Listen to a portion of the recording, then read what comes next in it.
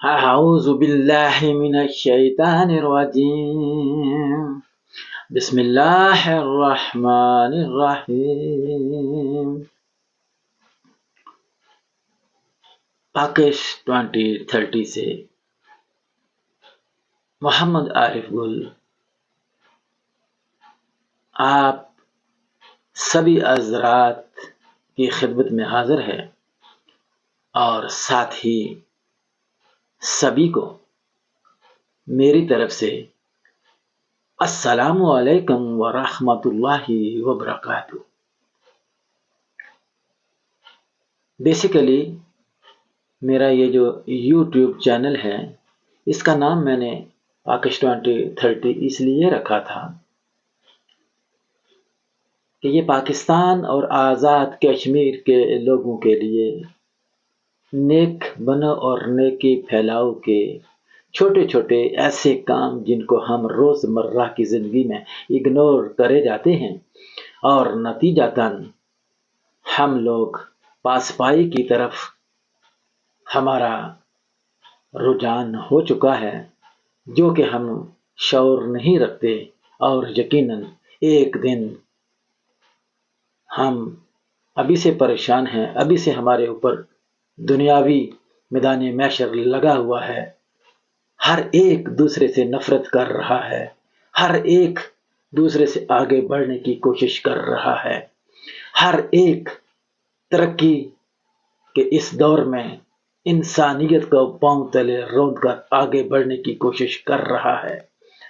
تو اس ماحول کے اندر، اس کلائمیٹ کے اندر میں سمجھتا ہوں کہ اگر لوگ قرآن و سنت کو تھام لیں اور پھر قرآن و سنت ہی کے مطابق اپنی زندگیوں کو گزارنے کی کوشش کریں تو معاشرے میں چینج آ سکتا ہے، تبدیلی آ سکتی ہے۔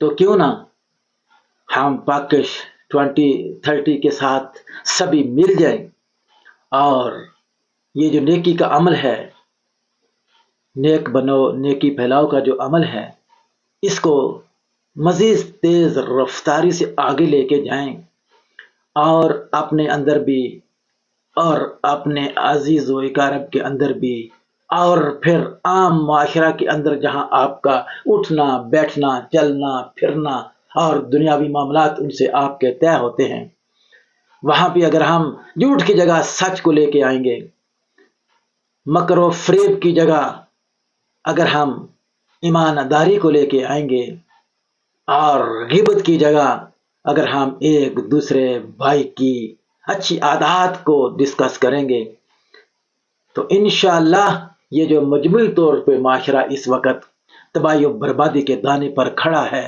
اس میں ٹھہراؤ آ سکتا ہے، اور پھر جب اصلاحی معاشرہ پراپر طریقے سے ہونا شروع ہو جائے گا تو پھر اصلاحی معاشرہ اس وقت بیسیکلی بہت ضروری ہے۔ تو بات آج جو میں نے آپ کے سامنے رکھنی تھی وہ پارٹ 2 تھا، تو سوچا چلے چند باتیں آپ سے پہلے کر لو۔ آج پارٹ 2 ہے آپ کے سامنے جو رکھے جا رہا ہوں، وہ ہے حضرت عیسیٰ علیہ السلام سے ریلیٹڈ۔ میں نے پارٹ 1 میں حضرت عیسیٰ علیہ السلام کا تعارف کیا تھا اور پھر ان کا جو تعلق انبیاء سے بنتا ہے اس کی وضاحت کرنا چاہی تھی۔ میرا چونکہ میں یہ دعویٰ نہیں کرتا کسی قسم کا بھی، میں ایک چھوٹا سا ادنا سا انسان ہوں، بھٹکا ہوا تھا، بگڑا ہوا تھا، اور آج بھی اپنے آپ کو ادنا ترین ہی انسان سمجھتا ہوں۔ سبھی آپ لوگ الحمدللہ ثم الحمدللہ میرے سے بہتر ہوں گے۔ کوشش کر رہا ہوں کہ خود بھی نیک بنوں، اولاد کو بھی نیکی کی دعوت دوں اور رشتہ داروں کو بھی نیکی کی دعوت دے رہا ہوں، بلکہ یہ دعوت عام ہے، اس میں ہر کوئی پارٹیسپیٹ کر سکتا ہے، میری ویڈیوز کو دیکھ سکتا ہے، اور اگر اس میں کوئی سبق آموز چیزیں ہیں تو ان کو اپنے اوپر امپلیمنٹ کر کے دوسروں کے ساتھ ان کو شیئر بھی کر سکتا ہے۔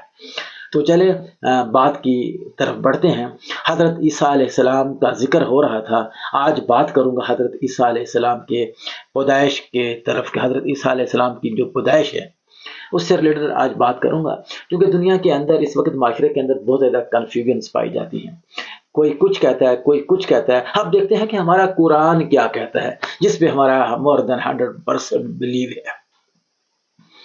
آگے بڑھنے سے پہلے پاکش 2030 کو سبسکرائب کیجئے، لائک کیجئے، اور اگر ہو سکے تو اس کو اپنے دوستوں کے ساتھ شیئر بھی کیجئے. حضرت عیسیٰ علیہ السلام کا جو تعلق ہے وہ تو بیان ہو گیا، بنی اسرائیل سے جا کے جڑتا ہے. اور آپ اللہ تعالیٰ کائنات کا جو خالق و مالک ہے، جس نے اس دنیا کو عدم سے وجود میں لایا اور آج تک یہ کائنات مرز وجود میں قائم اور دائم ہے. اس کے اندر تغیرات تو آتے رہتے ہیں. یہ اللہ تعالیٰ کا ایک خصوصی قانون قدرت ہے جس کی تہ تک میں اور آپ نہیں پہنچ پاتے. بارکیف دیکھتے ہیں کہ انسان کی تخلیق کے بارے میں ہمارے لیے حیرت کا جو باعث ہے، اور ہمیں اللہ تعالیٰ کی ذات کے بارے میں غور و فکر کرنے پر جو چیز ہمیں آمادہ کرتی ہے، جو ہمیں قائل کرتی ہے، اس سے بھی بڑھ کر حضرت عیسیٰ علیہ السلام کی پیدائش، جو کہ ایک نارمل پیدائش نہیں ہے، ایک نارمل وے طریقہ کار نہیں تھا. تو اس پہ بات رکھتے ہیں قرآن ہمیں کیا کہتا ہے، اور حضرت عیسیٰ علیہ السلام کے جاننے والے، ان کے پیروکار کیا کہتے ہیں. ہمیں دیکھنا یہ ہے کہ سچائی کہاں پہ ہے. تو حضرت عیسیٰ علیہ السلام کی پیدائش، پھر ان کا آسمان پر اٹھایا جانا خدائے بزرگ و برتر کی قدرت کا ملا کو ظاہر کرتا ہے. بھائی اور دوستو، بہن اور بزرگوں، حضرت عیسیٰ علیہ السلام کو اللہ تعالیٰ نے جو سورہ آل عمران میں جو اس کا ذکر تفصیل سے تذکرہ فرمایا ہے ہمارے لیے، ہمارے ایمان کو پختہ کرنے کے لیے، اس کے علاوہ اور کئی صورتوں میں بھی حضرت عیسیٰ علیہ السلام کے متعلق تذکرہ ملتا ہے. دیکھتے ہیں کہ اس تذکرے کا ذکر ہم جو عوام میں سنتے آ رہے ہیں، جو مولانا سے سنتے آ رہے ہیں، جو پادریوں سے سنتے آ رہے ہیں، جو پادری جو پاسٹروں سے سنتے آ رہے ہیں، عیسائی گروپوں کے اندر جو ڈسکس ہوتا ہے، اور ان کے جو کنسیپٹس ہیں، ان سبھی کو اگر ہم ان کا کنکلوژن نکالیں گے تو بات آگے رکھنے میں آسانی رہے گی. عمران اور ہنہ انتہائی نمازی، یہ دو الفاظ ہیں کہ عمران اور ہنہ انتہائی نمازی، پرہیزگار، اور بیت المقدس کیا تھے؟ یہ خدمت گزار تھے. یہ دو نام آپ کے سامنے آئے ہیں، ان کو یاد رکھیے گا، تاریخ کھنگال کر دیکھیے گا، اور پھر اسلامی بکس کے اندر بھی دیکھیے گا، اور یہاں تک کرسچنیلٹی کا تعلق ہے وہ بھی اپنے بائبل کے حوالے سے اس کو دیکھیں گے تو انشاءاللہ تعالیٰ یہ بات کلیئر ہو جائے گی کہ یہ عمران اور ہنہ انتہائی نمازی اور پرہیزگار تھے. ظاہر تھے تو اس لیے ان کا ذکر آ رہا ہے، اور بیت المقدس کے خدمت گزار، یہ وہی بیت المقدس ہے. ذرا اس پہ بھی بات رکھو، جس پہ آج لڑائی جاری ہے. یہاں پہ آج مجاہدین کو صفائے ہستی سے مٹانے اور غزہ کی پٹی کو ملیا میٹ کر کے میدان، ٹٹیل میدان بنانے کا سوچا جا رہا اور منصوبہ بنایا گیا ہے، اس کی بات ہو رہی ہے. دیکھیے، یہ جو مقدس جگہ ہیں، یہ جو مقدس سرزمین ہے یوروشلم، اس کا ذکر قرآن میں بھی آتا ہے، اور یہ سبھی مذاہب کے لیے نہایت قابل قدر ہے. اگر یہ لڑائی جھگڑوں سے آگے نکل کر مل بیٹھ کر ٹیبل ٹاک کر کے اگر اس پہ کچھ بات کی جاتی تو آج یہ حشر انسانیت کے ساتھ برپا ہے وہ کبھی نہ ہوتا. بھائی اور دوستوں، بہن اور بزرگوں، بات رکھی جا رہی تھی کہ جو ہے وہ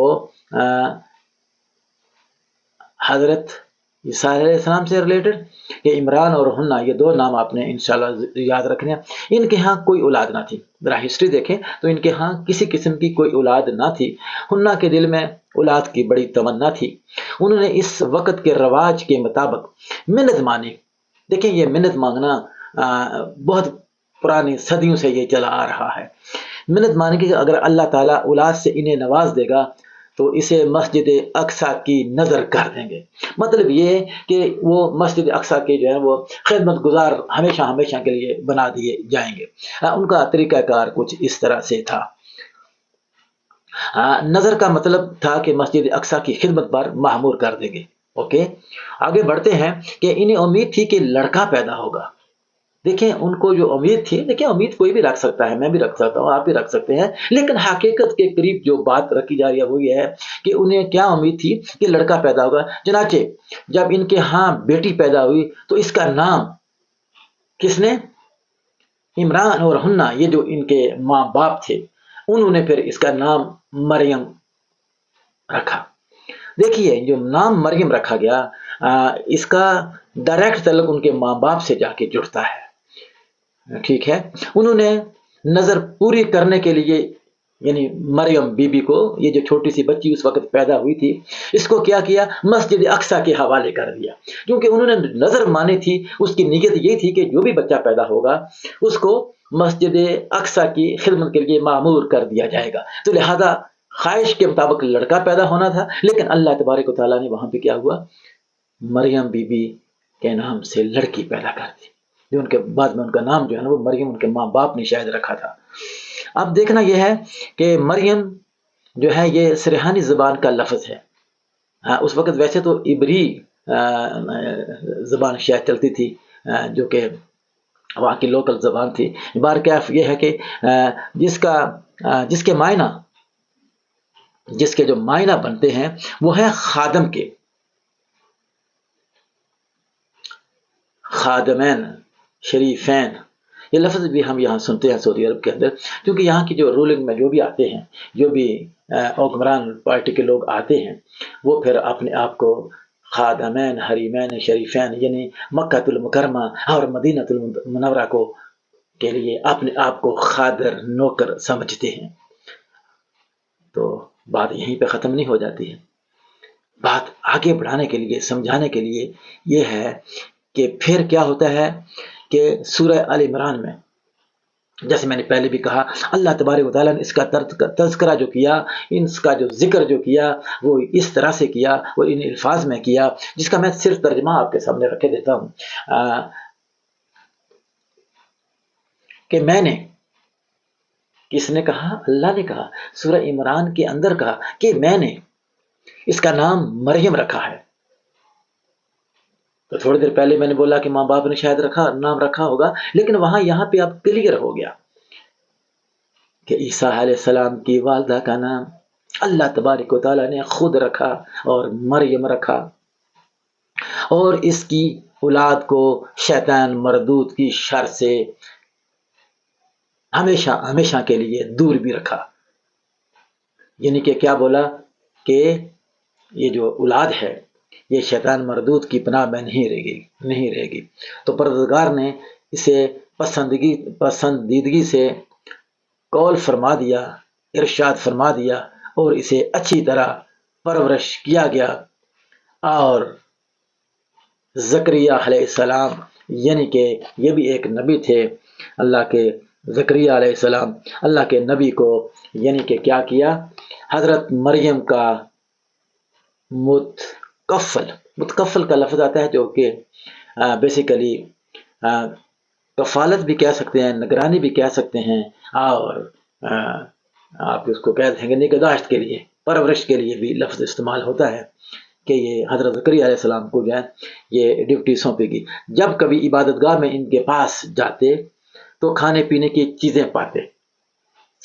بڑی غور طلب بات ہے کہ حضرت زکریا علیہ السلام کو جب ان کی نگہداشت کی ذمہ داری سونپی گئی، کس کی؟ حضرت مریم بی بی کی، تو وہ کیا دیکھتے؟ پہلے سے ہی وہاں پہ مسجد میں ان کے کھانے پینے کی، خورد و نوش کی جو چیزیں روز مرہ میں استعمال وہ موجود ہوا کرتی تھی۔ تو یہ کیفیت جو تھی، یہ جو ان کا روز کا دیکھنا اور شدت رہنا، اس کیفیت کو دیکھ کر حضرت مریم سے پوچھنے لگے کہ مریم، یہ غذائیں تمہارے پاس کہاں سے آتی ہیں؟ کون ہے جو تمہیں ان غذاؤں کو جو ہے نا وہ تمہیں بیچتا ہے؟ وہ بولی، کون بولی؟ حضرت مریم علیہ السلام، وہ بولی خدا کے پاس سے آتی ہیں۔ بے شک خدا جسے چاہتا ہے بے شمار رزق عطا فرماتا ہے، اور خدا جسے عزت دینے پہ آتا ہے کوئی اس کی عزت میں کمی نہیں لا سکتا۔ وَتُعِزُّ مَن تَشَاءُ وَتُذِلُّ مَن تَشَاءُ بِيَدِكَ الْخَيْرُ وَهُوَ عَلَى كُلِّ شَيْءٍ قَدِيرٌ۔ یاد رکھیے عزت و ذلت صرف خدائے واحد کے پاس ہے، میرے اور آپ کے پاس کچھ نہیں ہے، ہم کوئی طاقت رکھتے ہی نہیں ہیں۔ یہ جو آج آپ کے سامنے معاملہ جو چھیڑ دیا ہے میں نے، اس کو بھی بڑے غور سے سنیے گا کہ یہ لوگ آج بھونکتے ہیں حضرت عیسیٰ علیہ السلام کی والدہ سے ریلیٹڈ اور حضرت عیسیٰ علیہ السلام سے ریلیٹڈ، ان کو صاف صاف واش گاف الفاظ میں ہمارا قرآن ان کو جواب دے رہا ہے۔ بھائی اور دوستو، بہنوں اور بزرگوں، بات ہو رہی تھی کہ حضرت زکریہ علیہ السلام جب یہ روز کھانے پینے کی اشیاء دیکھتے تو ششدر رہ جاتے۔ آخر کار انہوں نے وہ ننھی بچی مریم سے پوچھا کہ یہ چیزیں کہاں سے آتی ہیں، تو فرمانے لگی کہ وحدہ لا شریک کی طرف سے آتی ہیں، وہی مجھے رزق فراہم کرتا ہے۔ ایک دن جب حضرت مریم علیہ السلام عبادت میں مصروف تھیں، اللہ کی ورشپ میں مصروف تھیں، تو کیا ہوتا ہے، تو اللہ تعالیٰ کے حکم سے ایک فرشتہ ان کے پاس حاضر ہوتا ہے اور ان سے ہم کلام ہوتا ہے، اور بتایا کہ اللہ تعالیٰ نے ان کو ایک بیٹا عطا فرمائیں گے۔ یہاں پہ آ کے بات کچھ نہ کچھ سمجھ میں آ رہی ہے، تو پھر بات آگے بڑھتی ہے، وہ کیا ہے، کیا کریں گے، بیٹا عطا فرمائیں گے، اور یہ کہ اگر لوگ ان سے ان کے بیٹے کے متعلق پوچھیں تو اشارتاً ان کو جواب دے دیا کریں کہ وہ روزے سے ہیں۔ سبحان اللہ۔ دیکھیں یہ جو روزہ جو فاسٹنگ منتھ ہے جس کو صوم کہتے ہیں، یہ صرف میرے اور آپ پہ اللہ نے فرض نہیں کیا، یہ پہلے سے یہ سلسلہ روزوں کا چلا آ رہا ہے۔ حضرت آدم علیہ السلام سے مختلف انبیاء کے پاس مختلف طریقوں سے روزے کو رکھنا، کھولنا اور اس کے اوقات کار موجود تھے، اور اس لیے یہاں بھی ذکر آ رہا ہے کہ حضرت مریم بیوی کو بتا دیا گیا کہ اگر یہ دشمنان اسلام، دشمنان جو آپ کے خلاف باتیں بنائیں گے، اگر وہ پوچھیں تو سیدھا سیدھا کہہ دیں کہ میں روزے سے ہوں۔ سبحان اللہ۔ اس وقت روزے کے دوران کھانے پینے کے ساتھ ساتھ اللہ تعالیٰ کے حکم سے بات کرنا بھی منع تھا، اس زمانے کی بات کر رہا ہوں، یعنی کہ کوئی اگر روزے میں ہے تو اسے آپ بات چیت نہیں کر سکتے ہیں۔ یہ اس وقت کی بات کر رہا ہوں جب حضرت عیسیٰ علیہ السلام کی پیدائش ہوتی ہے۔ ساتھ ہی فرشتے نے حضرت مریم بی بی کو یہ بھی بتایا کہ اگر وہ یہ چاہیں تو مزید گفتگو کے لیے بچے سے ہم کلام بھی ہو سکتے ہیں۔ بچے سے کیا ہے، ہم کلام بھی ہو سکتے ہیں۔ سبحان اللہ، سبحان اللہ، سبحان اللہ۔ تو اللہ تعالیٰ پھر سورہ مریم میں جو کہ آیت نمبر 26 ہے، اس میں اللہ تعالیٰ پھر کیا فرماتے ہیں، فَكُلِي وَاشْرَبِي وَقَرِّي عَيْنًا فَإِمَّا تَرَيْنَ مِنَ الْبَشَرِ أَحَدًا فَقُولِي إِنِّي نَذَرْتُ لِلرَّحْمَنِ صَوْمًا فَلَنْ أَكُلِّمَ الْيَوْمَ إِنْسِيًّا۔ میں قرآن میں تھوڑا سا کمزور ہوں، بہت سارا، کیونکہ میں نے جو ناظرہ پڑھا ہوا ہے انتہائی معذرت کے ساتھ، آج سے تقریباً 58 ایئرس بیفور جو میں نے قرآن پڑھا تھا، اس وقت کے جو قاری حضرات تھے، جو مولانا صاحب تھے، اللہ ان کی بخشش فرمائے، مغفرت فرمائے، انہوں نے بڑی محنت سے مار کوٹ کے ہمیں تھوڑا بہت یہ جو کنسیپٹ تھا قرآن کا ٹوٹی پھوٹی زبان میں سمجھایا تھا۔ لیکن آج کے دور میں چونکہ قرآن کو پڑھنا آسان بھی ہو گیا ہے، لیکن اگر میرے جیسا بوڑھا آدمی کوشش بھی کرے اور نہ سمجھ میں آئے تو معذرت کے ساتھ معذرت چاہتا ہوں۔ تو ترجمہ ویسے آپ کے سامنے رکھے دیتا ہوں۔ تو کھاؤ اور پیو، کیا فرمایا اللہ نے، کھاؤ اور پیو اور آنکھیں ٹھنڈی کرو۔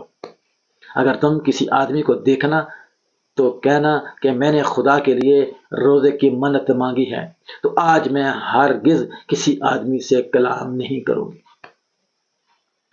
بھائی اور دوستو، ایک دفعہ پھر میں سورہ مریم کا اور آیت نمبر 26 کا ترجمہ آپ کے سامنے رکھے دیتا ہوں۔ اللہ تعالیٰ کیا فرماتے ہیں کہ کھاؤ اور پیو اور آنکھیں ٹھنڈی کرو۔ ساتھ کیا فرمایا کہ اگر تم کسی آدمی کو دیکھنا تو کہنا کہ میں نے خدا کے لیے روزے کی منت مانگی ہے۔ منت مانی ہے، کیا مطلب؟ کہ میں نے اپنے آپ کو روزے میں ہوں اور میں نے اللہ سے وعدہ کیا ہوا، منت مانگی ہوا ہے کہ میں روزے کی حالت میں کسی سے بات نہیں کروں گی، اور اس زمانے میں اللہ نے منع بھی فرمایا تھا بات کرنے کو۔ تو آج میں ہرگز کسی آدمی سے کلام نہیں کروں گی۔ حضرت مریم حضرت عیسیٰ علیہ السلام کی ولادت کے بعد اس نومولود بچے کو اپنی قوم کی طرف لے کر گئی، وہ جو قوم تھی اس کی طرف لے کر گئی، تو لوگ ان کو گود میں بچہ دیکھ کر حیران ہوئے، ششدر رہ گئے، اور پوچھا کہ یہ بچہ کہاں سے آیا اور کس کا ہے؟ حضرت مریم علیہ السلام نے خدا کے حکم کے مطابق پھر حضرت عیسیٰ علیہ السلام کی طرف اشارہ کیا۔ یہ اس وقت کی بات ہے جب لوگوں نے آپ کو بہت تنگ کیا اور تانا زنیاں کی اور بلیمز لگائے، تو اس وقت پھر اللہ کی طرف سے حکم ہوا کہ اے مریم اپنے بچے کو کہہ دیے، یہی ان کو جواب دیں گے۔ جس پر لوگوں نے کہا کہ چند دن کا بچہ اپنے بارے میں کیا بتا سکتا ہے؟ اس وقت حضرت عیسیٰ علیہ السلام بول پڑے، اللہ تعالیٰ کی قدرت خاصہ سے بول پڑے۔ کیا کہتے ہیں؟ جو ترجمہ ہے وہ بھی سورہ مریم کا ہے، اور آیت نمبر 31 سے 33 تک کا یہ جو ترجمہ ہے یہ آپ کے سامنے میں رکھے دیتا ہوں۔ اور میں جہاں ہوں، جس حال میں ہوں، مجھے صاحب برکت کیا، اور جب تک زندہ ہوں مجھ کو نماز پڑھنے اور زکوٰۃ ادا کرنے کا حکم دیا گیا ہے۔ مجھے اپنی ماں کے ساتھ نیک سلوک کرنے والا بنایا ہے اور سرکش اور بدبخت نہیں بنایا۔ بھائیو اور دوستو، بہنوں اور بزرگوں، دیکھیں یہ کیسے کلمات ہیں جو کہ ہمارے قرآن میں بھی بالکل بہنے ہی ہمیں بھی یہی کہنے پہ مجبور کرتے ہیں کہ ہمیں اللہ کی طرف کیا کرنا ہے؟ رجوع کرنا ہے، نماز پڑھنی ہے، روزے رکھنے ہیں، حج کرنا ہے، زکوٰۃ دینی ہے، اور عام عوام کا خیال رکھنا ہے۔ تو پھر یہاں سے بات ختم نہیں ہوئی۔ حضرت عیسیٰ علیہ السلام کی یہ بات سن کر لوگوں کو بہت تعجب ہوا، لوگ بہت حیران ہوئے، لوگ ششدر رہ گئے، اور کچھ نے تو کچھ کہا، کسی نے کچھ کہا، کچھ لوگ تو فوراً ہی ان پر ایمان لا کر اللہ تعالیٰ کے نیک اور راست باز بندوں میں شامل ہو گئے۔ جو لوگ سینسیبل تھے، حقیقت رکھتے تھے، جب انہوں نے دیکھا یہ چھوٹا بچہ بات کر رہا ہے، یہ کوئی ایک نارمل روٹین کی بات نہیں ہے، ہمارے بچے بات نہیں کر پاتے 1 سال تک، تو یہ چھوٹا بچہ مہینوں کا یہ بات کر رہا ہے، وہ لوگ تو اللہ کی قدرت خاصہ کو پہچان گئے اور فوراً اپنے آپ کو اس وقت کے نبی پر ایمان لے آئے اور اللہ کو وحدہ لا شریک مان لیا۔ اور جو بدبخت اس کو شک کو شبہات اور گمان کی نظر سے دیکھنے لگے، ان کے بارے میں کیا فرمایا کہ جب کچھ لوگوں نے یہ کہنا شروع کیا کہ حضرت عیسیٰ علیہ السلام نعوذ باللہ اللہ تعالیٰ کے بیٹے ہیں، اس گناہ کبیرہ کے بارے میں اللہ تبارک و تعالیٰ سورہ مریم ہی کے اندر آیت نمبر 35 کے اندر کیا فرماتے ہیں کہ خدا کو سزاوار نہیں، خدا کو سزاوار نہیں کہ وہ کسی کو بیٹا بنائے، وہ پاک ہے، جب کسی چیز کا ارادہ کرتا ہے تو اس کو یہی کہتا ہے کہ ہو جا تو وہ ہو جاتی ہے، کن فیکن، بس بات ختم۔ اب اگلی ویڈیو میں انشاءاللہ تعالیٰ اگر اللہ نے چاہا تو بات رکھی جائے گی، کس بات کی؟ کہ پھر حضرت عیسیٰ علیہ السلام نے اعلان نبوت کیا تو اس وقت لوگوں کا ریاکشنز کیا تھا، اس پہ بھی بات ہوگی۔ آج اسی پہ بات ختم کرتے ہیں، اور ان تمام معلومات کے اندر جو میں نے حضرت عیسیٰ علیہ السلام کی رکھی ہیں، حضرت بی بی مریم سے ریلیٹڈ، اور یہ قرآنی حوالہ جات جو میں نے آپ کو دیے ہیں، اس میں کہیں بھی غلطیاں ہو گئی ہوں تو معاف کر دیجیے گا، اور یہ جو تھوڑی بہت معلومات آپ تک پہنچی ہیں ان پر گزارا بھی کیجیے اور مزید تحقیق کر کے مجھے بھی آگاہ کیجیے گا۔ بہت بہت شکریہ۔ پاکش 2030 کو یاد رکھیے گا، یہ جو نیکی کے اس کام میں آپ برابر شریک ہیں، جو ان ویڈیوز کو دیکھتے ہیں اور عمل بھی کرتے ہیں، تحقیق بھی کرتے ہیں اور پھر آگے بھی بڑھتے ہیں، تو یہ آپ کے نامہ اعمال میں لکھی جاتی ہے۔ یہ جو کرام کاتبین ہیں، ان کا کام ہے برائیوں کو نوٹ کرنا اور پھر اچھائیوں کو بھی بلائیوں کو بھی نوٹ کرنا۔ تو پھر کیا ہوگا، اچھائیاں اور بلائیاں جب اوپر چلی جائیں گی تو پھر کیا ہوگا، وزن میں باری ہو جائیں گی، اور جب بدکاریاں اوپر چلی جائیں گی تو کیا ہوگا، پھر وہ باری ہو جائیں گی۔ تو ہوگا کیا، موازنے کیے جائیں گے، آپ کی اچھائیوں کو جب تولا جائے گا تو وزن میں وہ باری ہو جائیں گی، اور وہ جو ترازو ہوگا اس کا جو پلڑا ہے وہ باری ہو جائے گا، اور اس کے مقابلے میں جو برائیاں ہوں گی وہ ہلکی ہو جائیں گی۔ اسی طرح جن کے نامہ اعمال کا پلڑا برائیوں سے وزنی ہو جائے گا اور اچھائیوں سے ہلکا ہو جائے گا، تو وہ بھی دیکھ لیں گے۔ فرق صرف یہی ہوگا کہ اچھائیوں کا جن کا پلڑا وزنی رہے گا، ان کے نامہ اعمال کو ان کے دائیں ہاتھ میں دے کر سرٹیفائیڈ کر دیا جائے گا کہ یہ بندہ جنت کا حقدار ہے، اور جن کے نامہ اعمال میزان کرنے کے بعد اس ترازو میں ہلکے ہو جائیں گے، اوپر کی طرف پلڑا چلا جائے گا، ہلکا ہو جائے گا، اور برائیاں جو ہیں وہ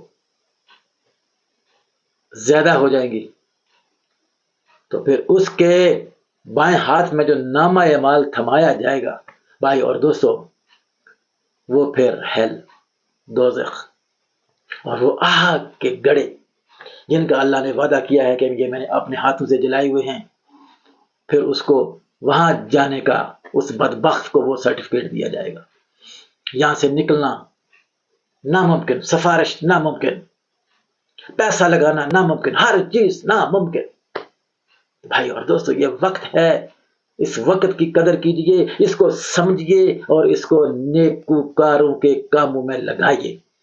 نیکی کے ہم سب سپاہی مل کے جان لڑائیں گے، نیک بنیں گے، ایک بنیں گے، اور کیا کریں گے، سب کو کیا کریں گے، نیک بنائیں گے۔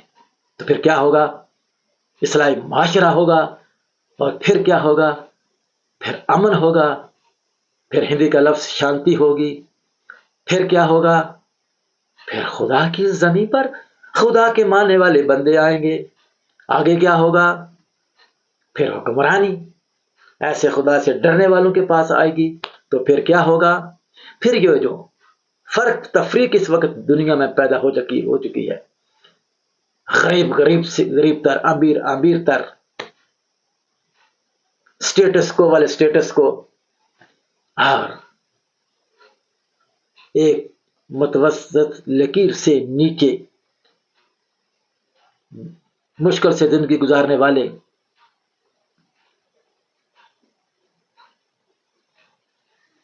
کیا ہوگا، ایک ہی صف میں کھڑے ہو جائیں گے۔ ایک ہی صف میں کھڑے ہو گئے، محمود و ایاز، نہ کوئی بندہ رہا نہ کوئی بندہ نواز۔ جب یہ کیفیت پیدا ہو جائے گی تو پھر خدا کی زمین پر خدا کا قانون ہوگا۔ اس چیز کو لانے کے لیے پاکش 2030 اپنی کافیاں تیز کر رہا ہے۔ آپ بھی اس کے ساتھ جڑ جائیے، آگے بڑھیے، اور خود بھی نیک بنے اور دوسروں کو بھی نیک بنائیں۔ اگلی ویڈیو تک اجازت۔